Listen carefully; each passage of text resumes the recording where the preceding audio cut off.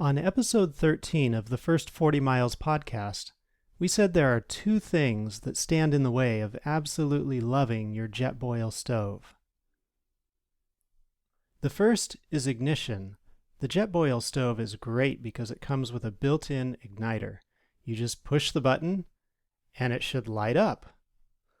Except when it doesn't. Well, let's dive into why it didn't light and see if we can figure out how to solve that problem. Here's a close-up, and you can see when I push the button, there's a spark. So why doesn't it light? Well, if we slow things down a bit, in fact, maybe even pause the video here, you'll see that the spark isn't in the right place. The spark should be coming from the tip of the ignition wire, but we can see here that instead the spark is traveling down the side of the insulator that holds the wire. The reason for that is that the tip of the wire is further away from the surface of the burner than the spot where the wire becomes exposed from its insulator. So the solution is to bend the wire down further so that the tip of the wire is the spot that is the closest to the burner surface. Once the wire has been bent down to be close enough to the burner surface, we try it again and we can see that we're getting a spark that comes right off the tip of the wire through the air down to the surface of the burner.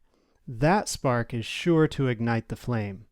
The spark that traveled down the side of the insulator would not light the flame because it doesn't travel through the air gap.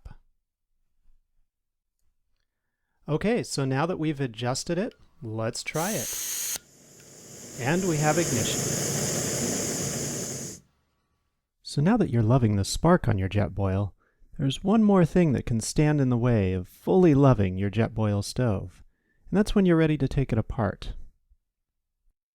So let's show you the right way to put the Jetboil back together. The first piece to go in is the base. It goes right into the bottom. Now, the fuel canister is not the next piece to go in. The stove actually goes next. The reason for that is then when this piece goes over the stove, it's going to provide a nice protective area that will protect the burner surface of the stove. So we put the stove in, and it straddles the tripod. Now we put the fuel canister in, which protects the surface of the stove. And finally, the last piece easily fits in. We have lots of space left over, and our Jetboil is fully packed. All we need to do is put the protective cover on the bottom, and we're ready to go. If you'd like to hear our full review of the Jetboil stove, just visit thefirst40miles.com/013 or look up episode 13 of the First 40 Miles podcast in iTunes or your favorite podcasting app. Thanks for watching.